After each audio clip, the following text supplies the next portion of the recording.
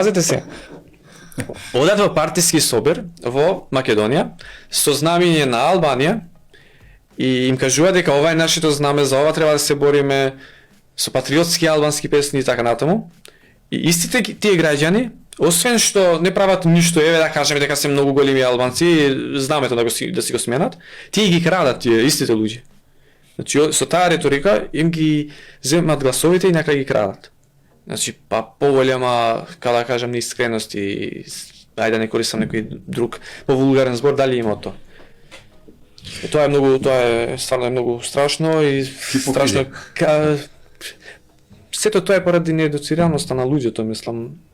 Не се Но како што луѓето тука се на таква состојба на незрелост, да кажам, мислам, кај и на нивните одлуки влијаат многу надворешни фактори, значи они не можат да креират сами по нивни сознанија рационални ставови и тоа мислам